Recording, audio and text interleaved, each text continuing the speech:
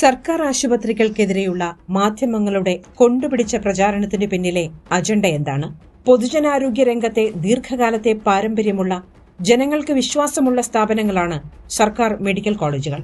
മാത്രമല്ല, ഇന്ന് നഗര ഗ്രാമ വ്യത്യാസമില്ലാതെ പ്രാഥമികാരോഗ്യ കേന്ദ്രങ്ങൾ മുതൽ മെഡിക്കൽ കോളേജുകൾ വരെ ആധുനികവൽക്കരിച്ചു കഴിഞ്ഞു. എന്നിട്ടും എന്തിനാണ് സിസ്റ്റം തകരാറിലാണ് എന്ന് പറഞ്ഞ് മാധ്യമങ്ങൾ കള്ളപ്രചരണം നടത്തുന്നത്?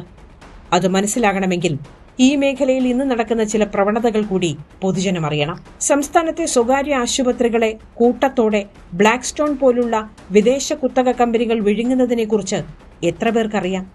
ന്യൂയോർക്ക് സിറ്റി ആസ്ഥാനമായുള്ള ഒരു കമ്പനിക്ക് കേരളത്തിന്റെ ആരോഗ്യരംഗത്ത് പൊടുന്നനെ താൽപര്യമുദിക്കുന്നതിന്റെ കാരണം എന്താകും?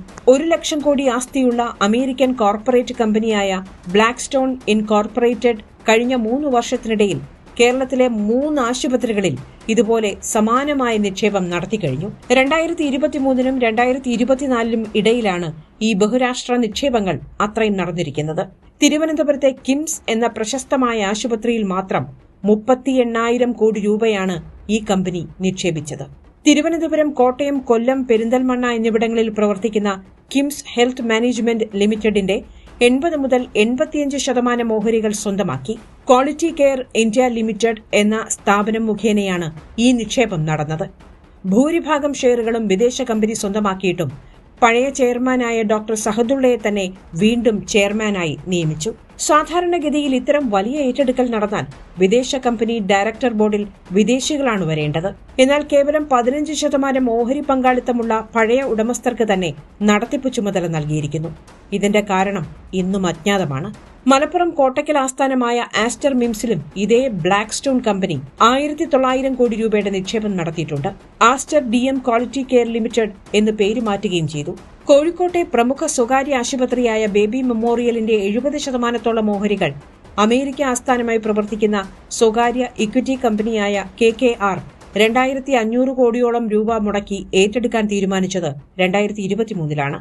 കിംസിൽ പഴയ ഉടമസ്ഥർക്ക് തന്നെ നടത്തിപ്പ് ചുമതല നൽകിയതുപോലെ ഇവിടെയും ചെയർമാനും മാനേജിംഗ് ഡയറക്ടറുമായ KG അലക്സാണ്ടർ തന്നെ തുടരും. എന്താ കാരണം?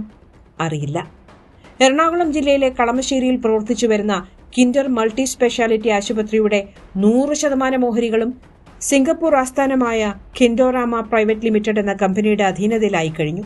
ഹൈദരാബാദിലെ Krishna institute of medical sciences, കണ്ണൂരിലെ ശ്രീചന്ദ് സ്പെഷ്യാലിറ്റി ഹോസ്പിറ്റലിന്റെ പ്രവർത്തനം ലീസിനെടുത്തു. ഇപ്പോൾ കിംസ് ശ്രീചന്ദ് സ്പെഷ്യാലിറ്റി ഹോസ്പിറ്റൽ എന്ന പേര് മാറി. ഇതേ സ്ഥാപനം കരുനാഗപ്പള്ളി വലിയത്ത് ആശുപത്രിയും ലീസിനെടുത്തിട്ടുണ്ട്. ഇത്തരത്തിൽ 10,000 കോടിയിലധികം രൂപയുടെ നിക്ഷേപമാണ് കഴിഞ്ഞ 2 വർഷത്തിനുള്ളിൽ നടന്നിരിക്കുന്നത്. ഇത് കേരളത്തിലെ ഏതെങ്കിലും മുഖ്യധാരാ മാധ്യമങ്ങൾ റിപ്പോർട്ട് ചെയ്ത് കണ്ടോ?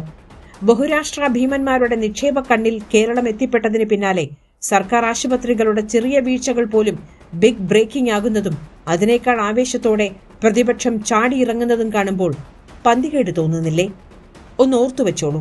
വൈകാതെ ഇത്തരം മൾട്ടിനാഷണൽ കമ്പനികൾ നടത്തുന്ന ആശുപത്രികളുടെ പരസ്യങ്ങൾ കേരളത്തിലെ ചാനലുകളിൽ നിറയും. മറ്റു പല രഹസ്യ ഇടപാടുകളും ഇതിനു പിന്നിൽ നടന്നിട്ടുണ്ടാകും. വെറുതെയല്ല മാധ്യമങ്ങളുടെ ഈ ചാട്ടം എന്ന് മാത്രം അറിയുക.